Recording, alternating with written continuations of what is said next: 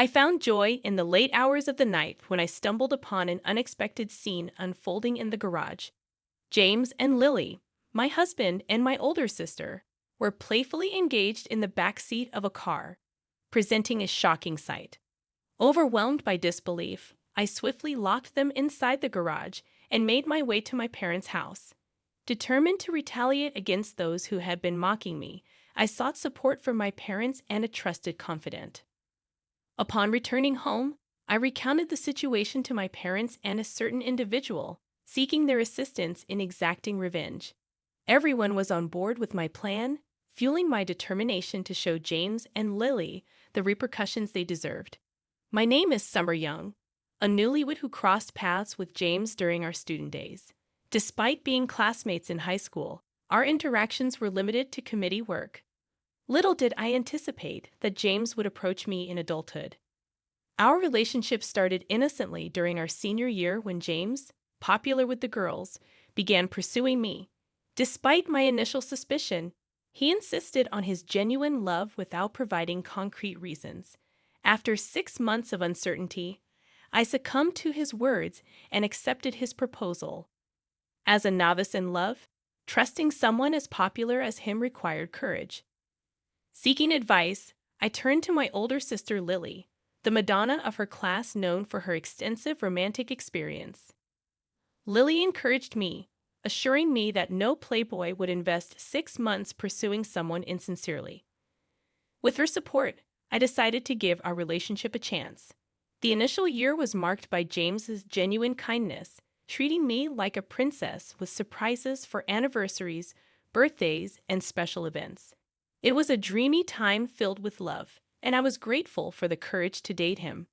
However, as our relationship progressed towards marriage, the dream began to shatter. Despite earning less than me and spending more time at home, James refused to contribute to household chores, leaving everything to me. His reluctance to help, coupled with disastrous attempts at cooking and laundry, transformed our home into chaos. The financial burden fell entirely on my shoulders, as James used his salary for personal entertainment and consumables. Before marriage, he portrayed himself as supportive and committed to doing his best. Yet, once we began living together, he transformed into what seemed like a freeloader. Frustration grew as my attempts to involve him in household responsibilities failed, and even my mother-in-law expressed concerns about his behavior. The realization of the severity of the situation hit me hard when I witnessed it firsthand. Ironically, I recalled your advice not to engage in excessive housework, yet now, when the consequences are apparent, you turn the blame on me.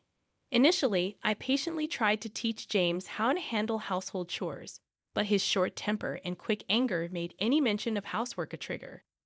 Frightened by his reactions, I reluctantly declared that I would attempt to manage it on my own. As a human being, juggling nursing, which is more demanding than people realize, and home responsibilities became overwhelming.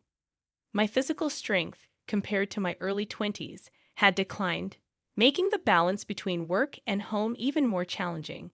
The workload had more than doubled from my solo living days, and in such a situation, I thought it wasn't wrong to seek a helping hand from anyone, even a cat. However, every attempt to ask for help from James resulted in anger and aggression. Pointing out his weaknesses or dislikes triggered explosive reactions. Once, when I bravely confronted him, he threw objects at the wall, nearly injuring me. Fear set in, and thoughts of divorce crossed my mind. However, each time I expressed the desire to end our marriage, he transformed into a different person, expressing love and remorse, pleading for forgiveness. Caught in a cycle of fear, love, and dependency, I couldn't easily dismiss him from my life. He was the first person I genuinely fell in love with, and the fear of not finding a better relationship after him was reinforced by comments from Lily and James during our dating days. Their words echoed in my mind, convincing me that breaking up with James might condemn me to a lonely life. Under the influence of such sentiments, I felt completely controlled by him. Even as I contemplated breaking free, the memories of our time together flooded back, making it challenging to abandon someone who, despite the terrible treatment, seemed to need me. It was a classic case of the one in love losing themselves in the struggle to salvage a relationship. I found myself deeply entangled in James's manipulative tactics, and his words seemed to encapsulate my predicament. I want to support you too, but I'm just really bad at housework, and I'm counting on you for it. Don't say such sad things. Please keep up the good work. I'll try to do what I can too. Despite his angry outburst, when he saw my fear, he approached and embraced me, gently stroking my hair as if to calm me down. James knew how to employ both positive and negative reinforcement, always relying on my support. In moments when I thought it was all over for me, being needed and loved by James, despite my shy and introverted nature, became a way to affirm my existence. James was perceptive and possessed excellent communication skills, skillfully manipulating situations. Having experienced low self-esteem and bullying during my student days, his tactics, such as claiming he was the only one who needed me and loved me with all my flaws, kept me emotionally entangled. I remained oblivious to these manipulative tactics until a fateful moment approached, coinciding with our first wedding anniversary. Encouraged by my parents, we decided to celebrate the occasion. Their suggestion was partly influenced by their deep concern for me, knowing that I tended to be overly self-sacrificing, putting others before myself. When I pursued a career as a nurse, their support was unwavering, although they worried about my tendency to prioritize others over my well-being. My father, not one to interfere usually, took the unusual step of inviting James for a serious talk, emphasizing that I was their treasure and warning James not to take his responsibilities lightly. James, unfazed by the intimidating tone, earnestly sought their permission and expressed his desire to make our wedding special, even considering a church ceremony. His words, contrasting with his usual behavior, momentarily captivated me. Lost in these memories, James's troubled smile brought me back to reality. The disparity between his words and his actions raised questions about his true feelings. I yearned for kindness not just on special occasions, but every day. Simple moments of sharing meals, watching movies, and laughing together held the potential for happiness. Pondering on why James would utter hurtful words despite claiming to love me, I grappled with my limited experience in relationships. I constantly grappled with the idea that I might be the problem, questioning if there was something inherently wrong with me. The notion that James didn't desire me due to some lacking qualities haunted my thoughts. In response, I convinced myself to work harder, diligently suppressing any thoughts of confronting him about our issues. Contrary to my inner turmoil, my parents, having listened to James, regarded him with admiration, considering him a good husband.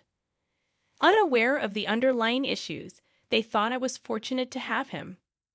During that time, I shared the same sentiment, genuinely believing that I was lucky to have James as my husband. My parents' gentle gazes at him only fueled that perception. However, what I failed to recognize was that they were oblivious to the complexities of our relationship.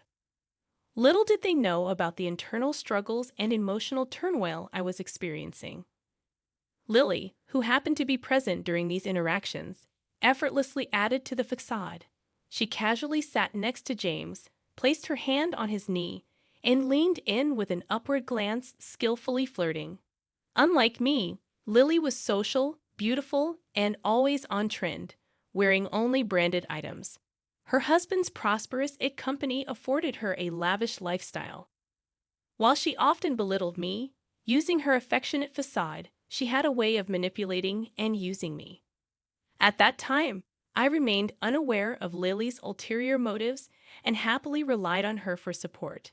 Lily had a talent for subtly undermining my confidence while seemingly being affectionate. She skillfully manipulated situations to her advantage, all the while enjoying the affection she received from me. Lily's daily mockery and subtle insults became routine.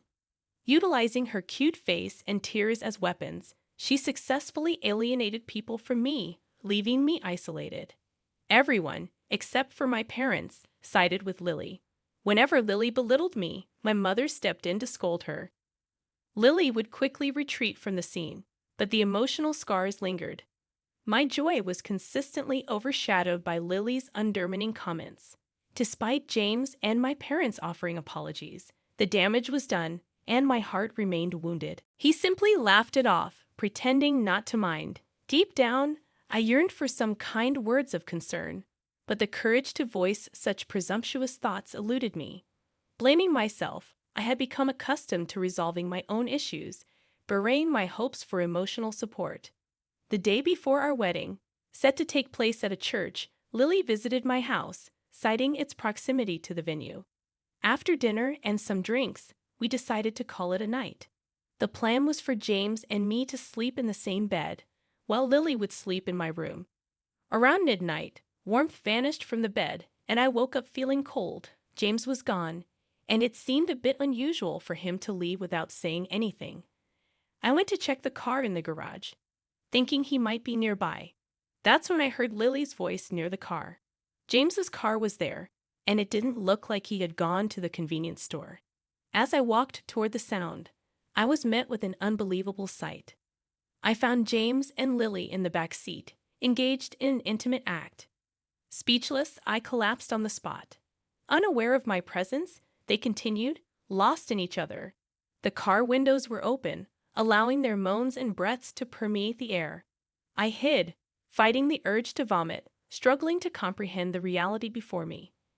The scene unfolded like a nightmare, and I couldn't believe what I was witnessing. Unconcerned about my presence, they continued passionately seeking each other. Witnessing James's desire for Lily, in a way he never showed for me, cut deep into my heart. Then, I'd overheard even more horrifying words from their mouths.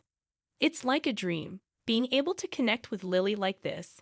James, you really do love me, don't you?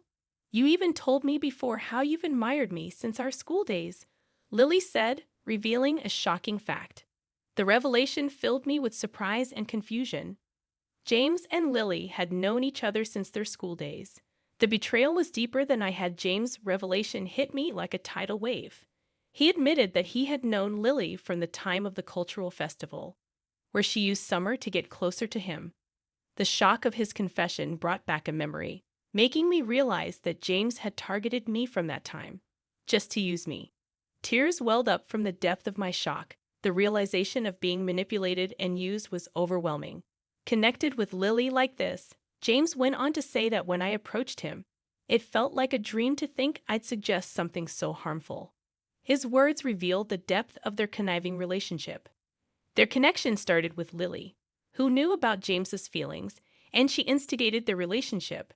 To be with Lily, who was already married, James married me to become her brother-in-law, making it less suspicious for them to be close. Lily's husband was often away on business trips, leaving her almost free to do as she pleased.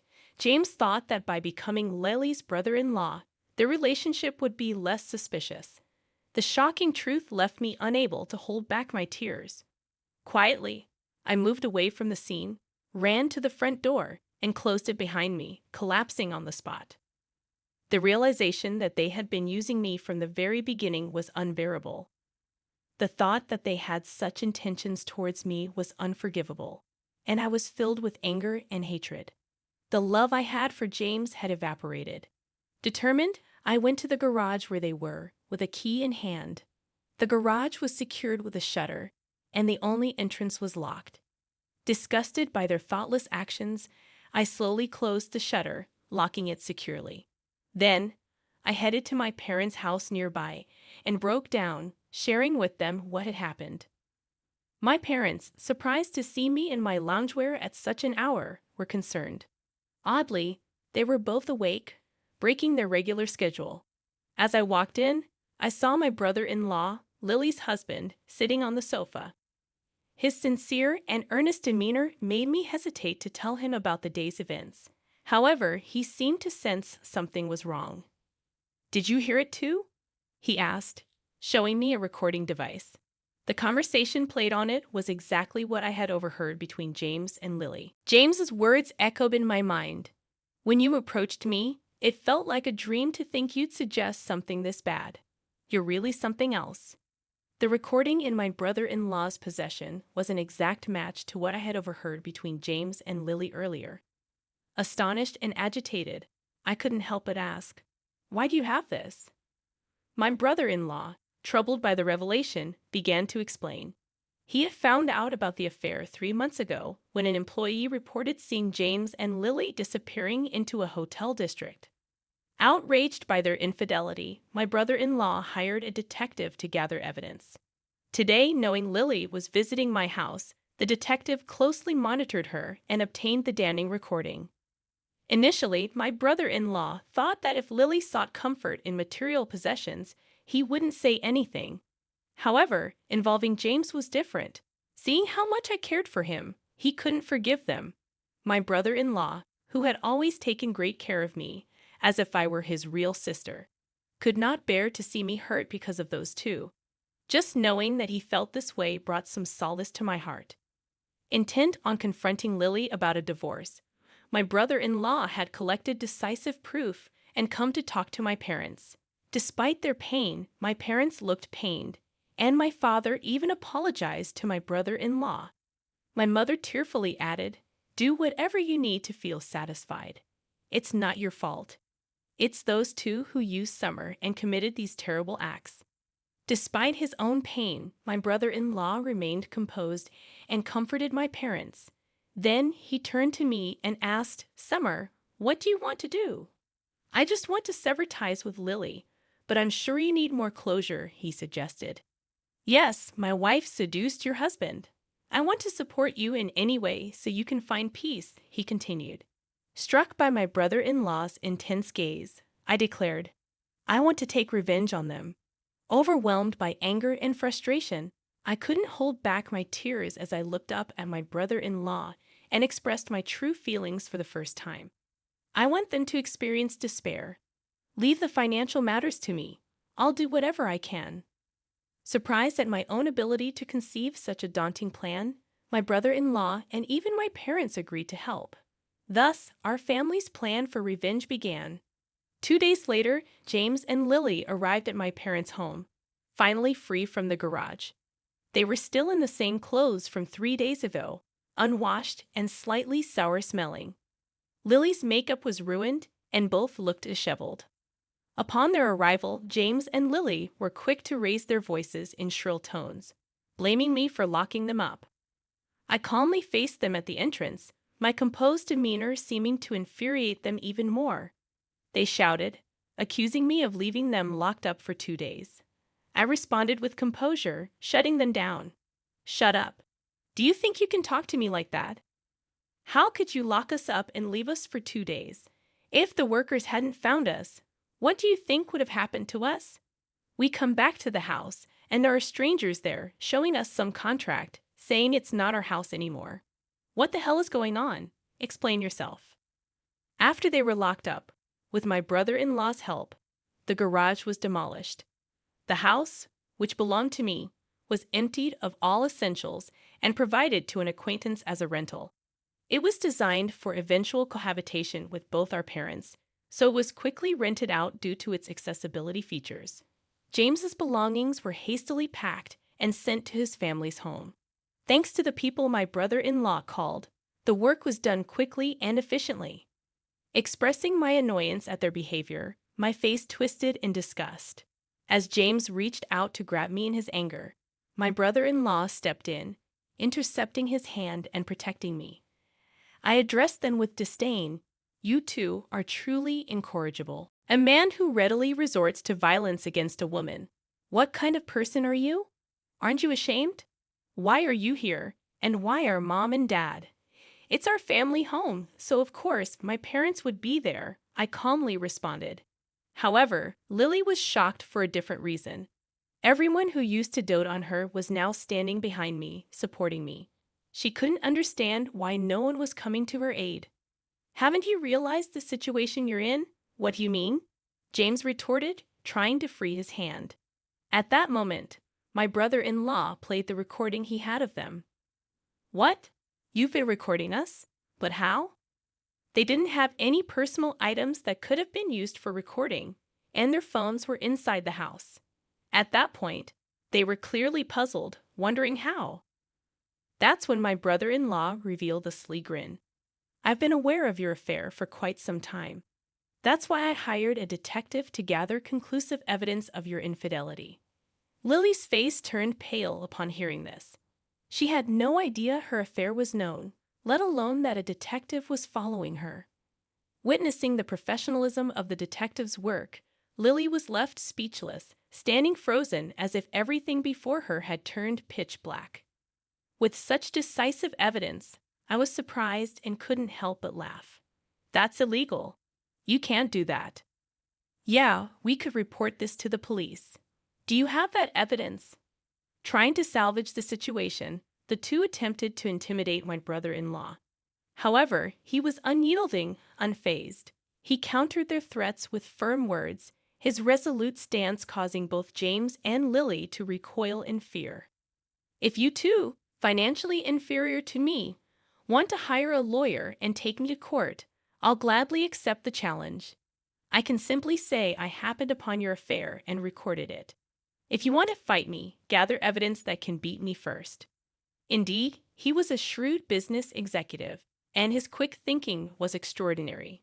James and Lily, unable to respond, shifted their target to me.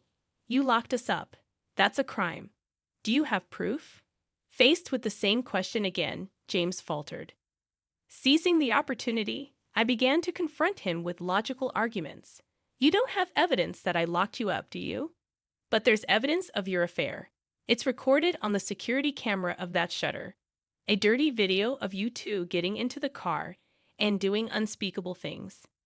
Hearing this, their faces drained of color, and they began to back away in fear.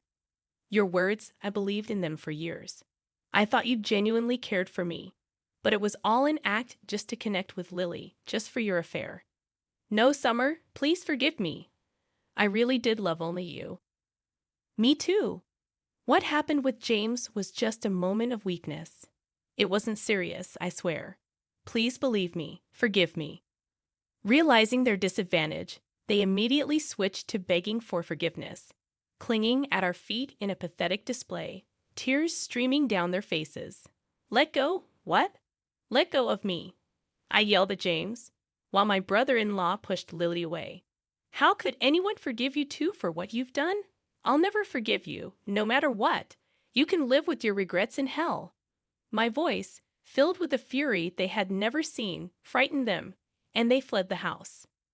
My worried parents approached me, and my brother-in-law gently stroked my hair, praising my courage. At that moment, overwhelmed with relief, I broke down in tears. The painful days I had endured felt like a true hell, clinging to memories I had barely managed to endure. But I knew my breaking point was near. Ending that life before it broke me was a relief, and my emotions finally erupted. Thus, I had succeeded in my revenge against Lily and James. They fled to James's parents' house, but I had already explained the situation to them, so they were turned away. Furthermore, James's father, no longer wanting to employ such a miscreant, forcibly dismissed James from his job. Apparently, there had already been numerous reasons to fire James due to his problematic behavior at the company, so disowning him didn't take much time.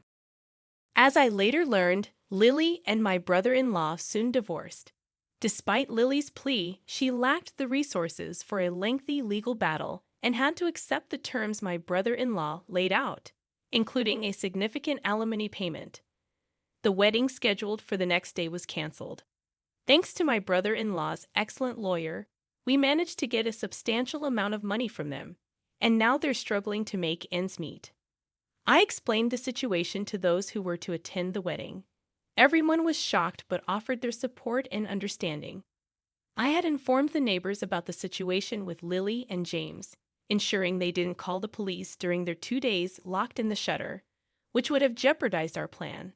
The neighbors, who always liked me and saw Lily as the unpleasant sister, were on my side, leaving Lily and James ostracized in the community. I've heard from friends that Lily and James, once living a lavish life as if on a golden carriage, had drastically changed their fortunes. Now struggling just to get by each day, They were leading a life of poverty and had become noticeably gaunt.